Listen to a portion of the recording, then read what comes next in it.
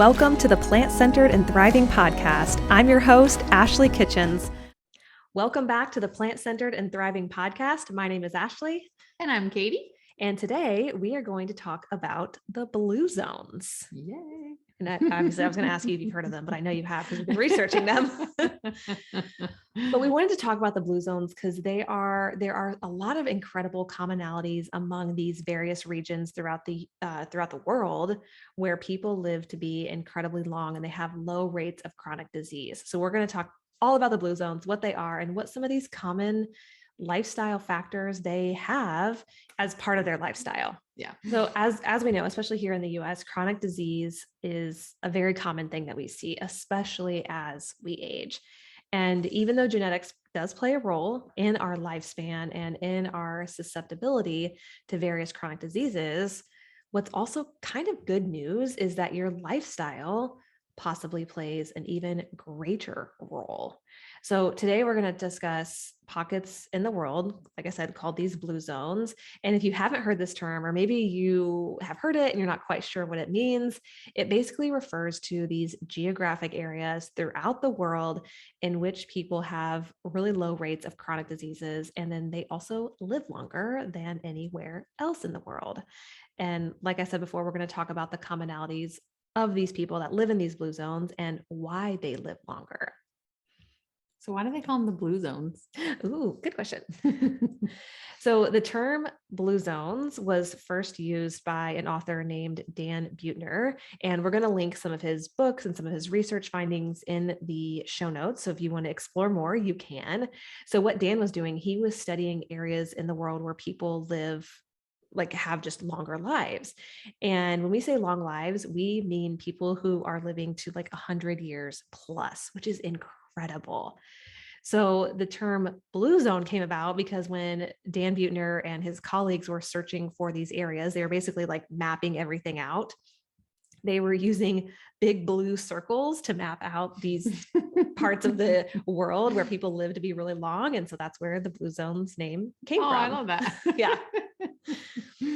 I thought they were just all eating blue foods.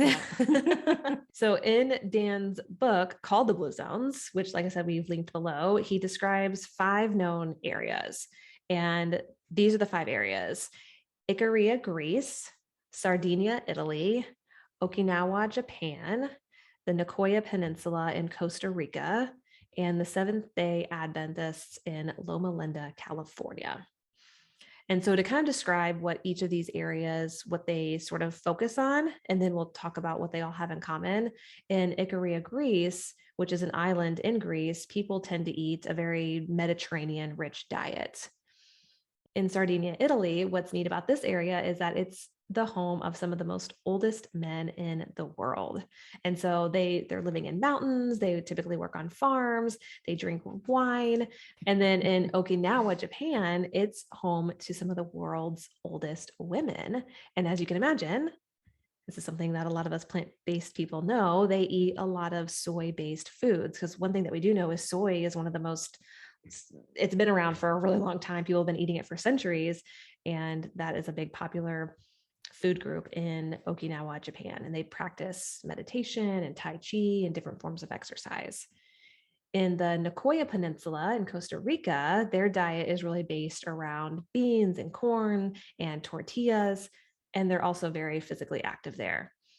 And then the Seventh-day Adventists, I don't know if you know this, Katie, but they are a very religious group of people, and they are typically strict vegetarians, and live in really tight-knit type communities.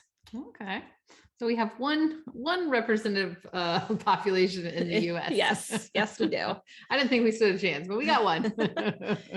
And what's really neat too, and if you ever listen to a podcast or anything with Dan Buettner, he talks about how he's trying to set up cities in the US to be more like blue zones. He's big into changing your environment and kind of setting yourself up for success that way. So he's a real visionary, which is really neat. So those 5 locations throughout the world, those are the only areas discussed in Buettner's book, but it's possible that there are other areas in the world that could also be blue zones. Those are just the ones that he actually studied. So Katie, can you guess what one of the biggest things that the blue zones have in common is? What do they all eat, Ashley?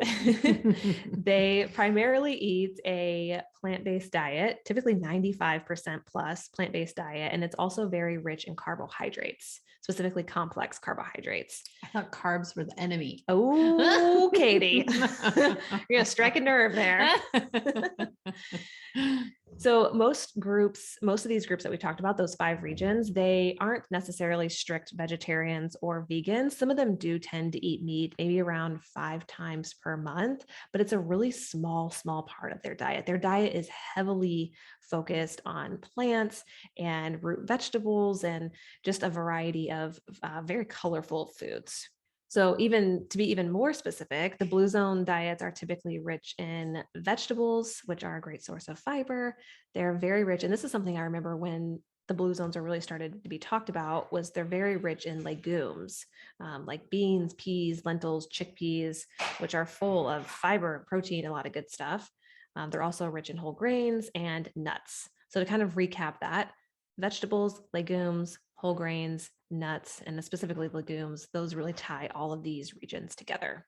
And I think from what you've told me, a lot of them are kind of in smaller communities. They're not very urban. They're not very kind of population dense. And I'm imagining a lot of these foods are locally sourced and part of the farm life, which I'm sure has a big thing to do with them choosing those types of foods. And I bet they're freshest and most delicious. Yep.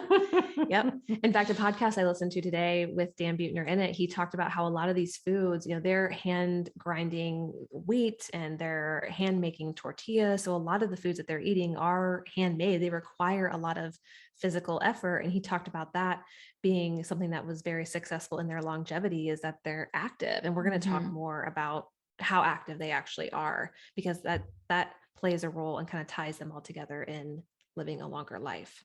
So before we get into like the more specific commonalities of these regions, Katie had brought up something that I thought was really important to say about how, well, Katie, you take it away because you said it much more eloquently than I can.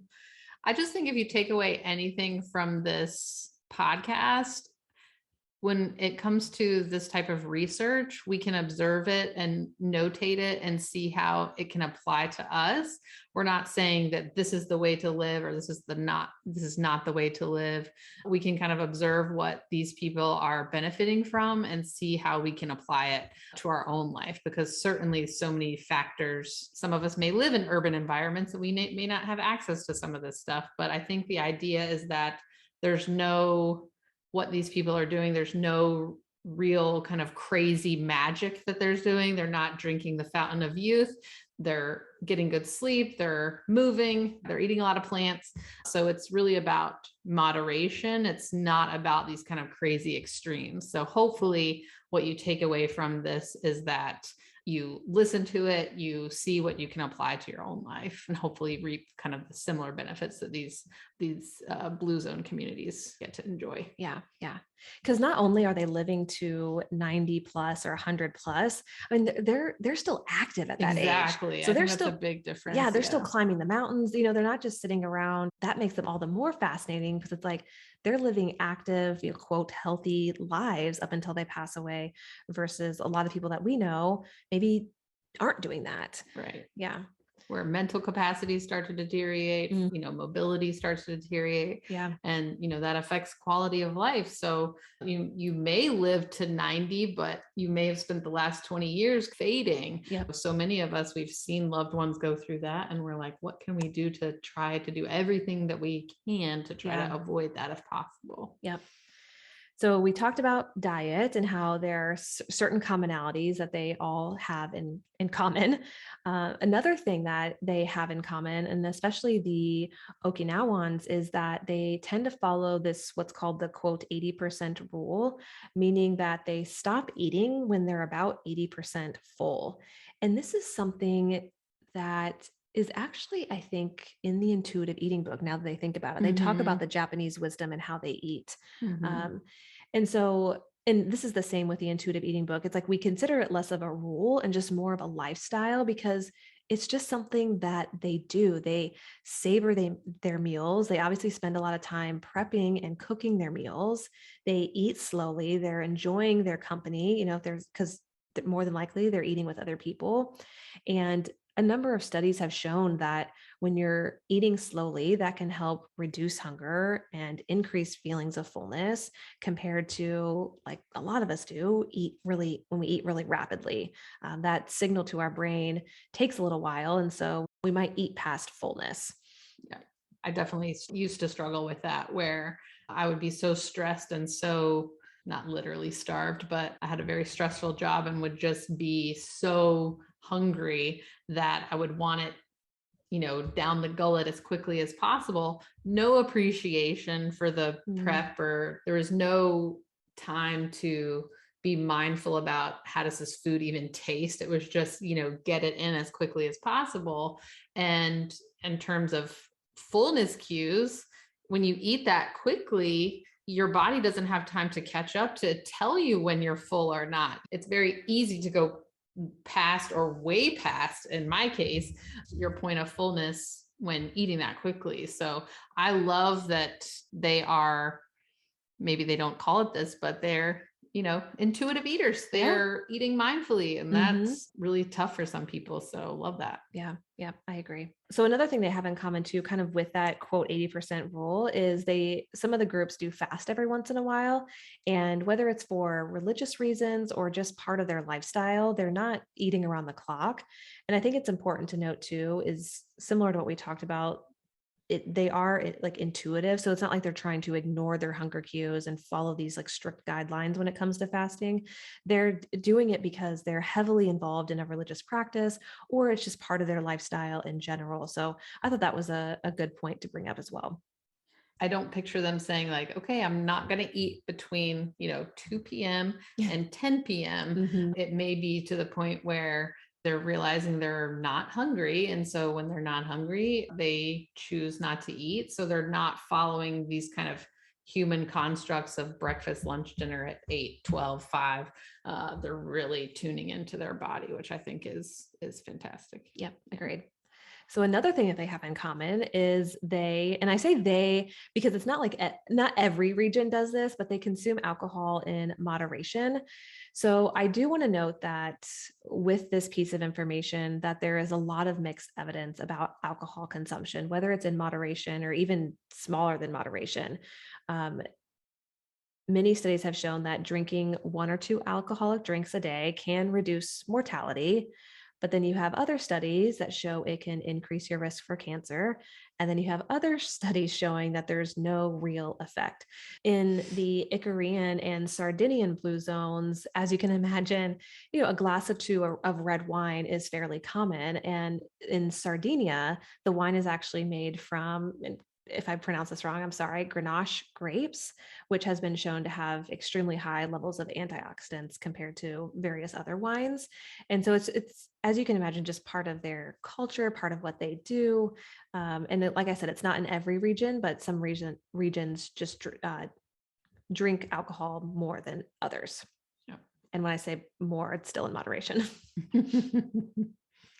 So another thing that they have in common is that we've been talking a lot about what they eat and what they drink, but something else that they have in common is that exercise is an important part of their lifestyle, and it factors into their aging process.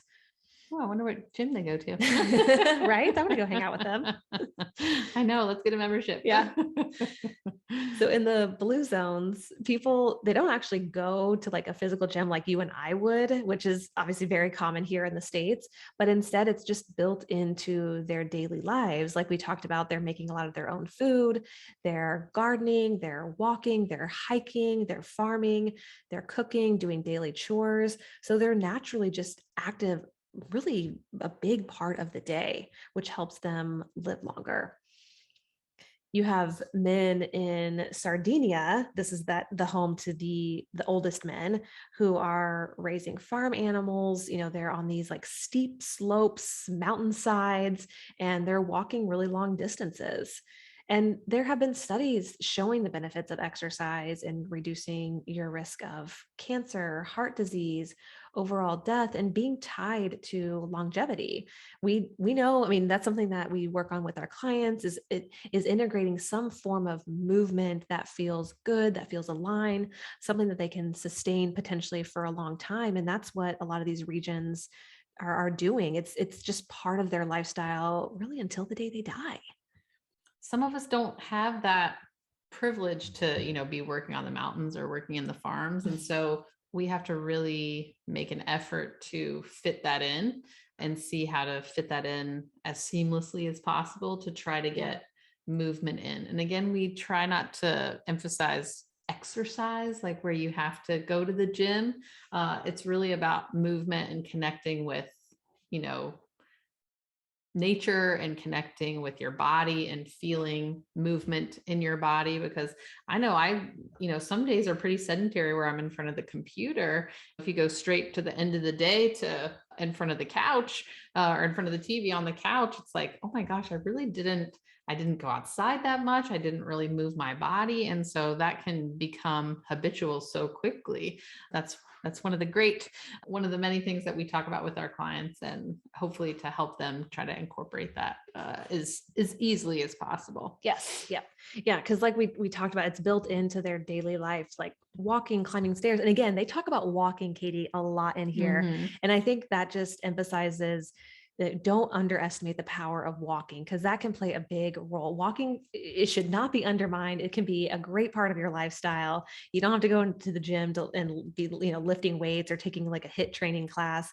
You can take daily walks. Yes. Low impact. Yep. Doesn't require a lot of equipment. You don't need a gym membership. I got to shout out to oh my gosh, I think she's 93, my maternal grandmother. And she used to walk with her like old lady friends. Sorry, didn't mean to call you old grandma. But for many, many, many years, I think she started when, she was maybe in her 40s or something. And they would walk like 5 miles every morning. They would get up at like 5 a.m. and walk their little, 5 miles in their little tracksuits. But she's 94 and she's mentally there.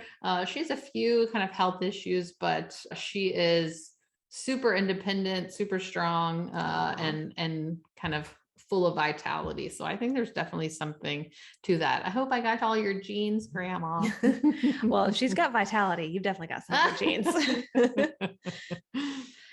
Another thing they have in common, and I actually found this incredibly interesting, Katie, is that they all get enough sleep. They all get adequate sleep. They get sufficient sleep. So in addition to diet and exercise, sleep is something that Dan Buettner found that they all have in common, that a good night's rest is prioritized and is possibly contributing to them leading long, healthy lives. So and I found this interesting because Katie, are you a napper? Oh, do you really? Yes, I do. So I'm not a napper. I may nap maybe once or twice a year. But in the blue zones, not only do they get adequate sleep, but some of the regions, especially in Icaria and Sardinia, they usually take what's called a quote siesta. And it's usually about 30 minutes or less. They actually specified that it's not more than 30 minutes. It's actually less than 30 minutes. And a large analysis of 35 studies found that, and we'll link this study below, 7 hours of sleep was the optimal sleep duration. I don't know how I feel about that. Because I like to sleep. More or less, yeah. More. So sleeping a lot more and also sleeping a lot less than that 7 hours was associated with an increased risk of death. And I typically hear like 7 to 9 hours is like appropriate, but yeah, it's kind of hard to say. So I think, and this was actually also noted, is that in the blue zones, people do, again, what sounds to me like intuitive sleeping. Yes. Yeah. Yes. They don't have to go to bed at a certain hour. They don't have to wake up at a certain hour. They actually listen to their body and sleep as much as their body tells them to. So when they wake up in the morning, first thing they're up, they don't like maybe doze or stay in bed. So I found that really fascinating. I think that I think we need to do a podcast on that. I know. Intuitive eating, intuitive sleeping. Absolutely. So Ashley knows I'm not a good sleeper. So maybe that's why I tend to nap more, right? So I know when I get the best sleep is when I have moved my body, when I am eating well, and when I am maybe not controlling the amount of stress, because we can't always control that, right? But I'm coping with stress in kind of a healthy way. And I'm actually working with another client that struggles with kind of the same thing. And we're talking about setting up our bedroom, our sleep environment, so it is conducive to a good night's sleep. Ashley's a big eye mask person. Yep. I like blackout curtains. Do you like the ASMR? Do you like a noise machine? Are you are you on your phone all night? Those types of things. So sleep, I think, is one of those things that maybe not easy, but maybe a simple change where you can really take that effort to, set up your environment so you do get a good night's sleep, where you're waking up and you're starting your day fresh, as opposed to being like, oh, I don't want to get out of bed. I mean, that's a hard thing to get over, throughout the day if you're already starting, kind of behind the eight ball. So yeah, I don't take this part of these studies lightly, because I definitely think it has to do with having us, kind of be at our best for as long as we can. Yeah. Yep. I agree.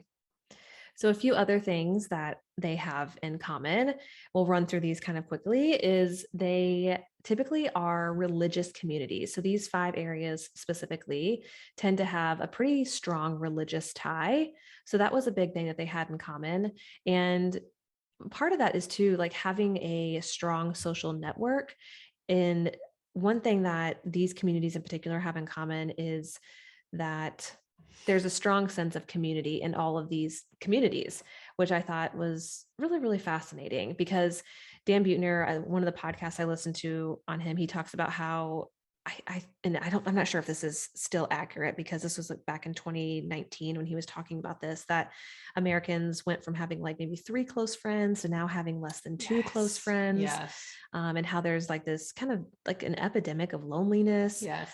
And in these communities, that doesn't really exist. They have a really strong community, a really strong bond. Often families are living together, or they live very closely together, or they're going to these, religious or spiritual type events fairly often.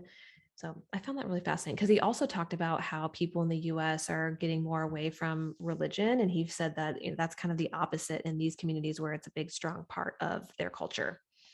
Yeah. And I think, especially these days, organized religion looks a lot different than it did, many years ago. And it probably looks totally different in some of these communities. Yep. But I think it's about connection. It's about not isolating. And I think especially, I can just speak for Americans, where, we have the introduction to social media, and then we have COVID, where it's very, you're on your own a lot. Yeah. And that can be, really hard for some people. I mean, some people kind of relish in that. There's certainly, we talk about introverts and extroverts. Yep. But in terms of connection, you want to, share the load sometimes, and be able to, see someone face to face and be like, how are you? I'm here for you. Do you need help?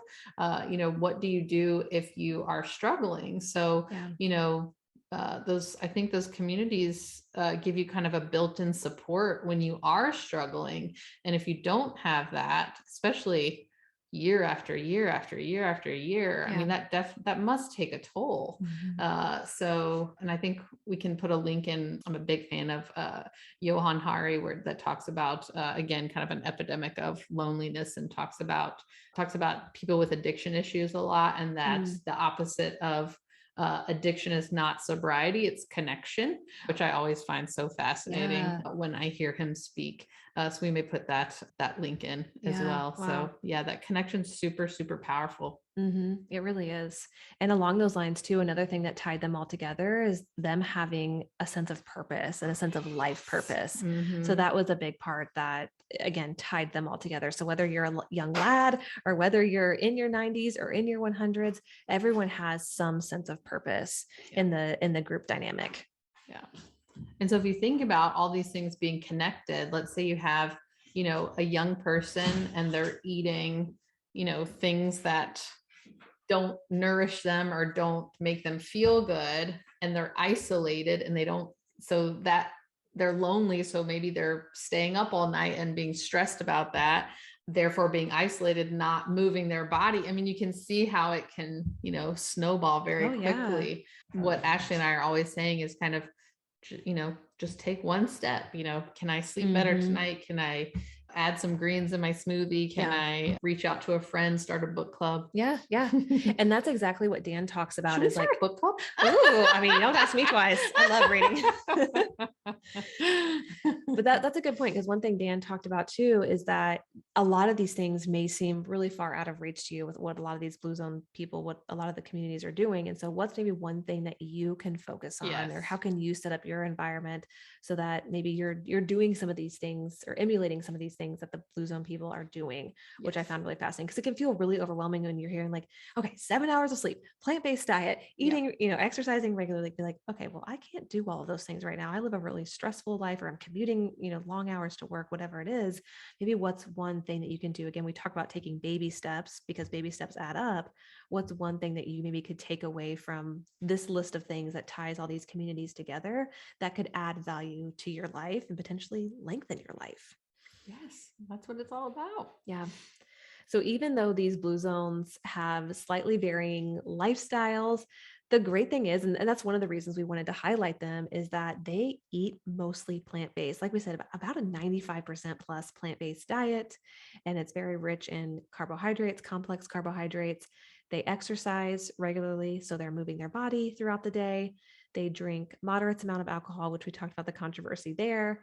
And then they also get enough sleep, and they get a good night's sleep. And then they have that sense of community and sense of purpose, which again ties them all together.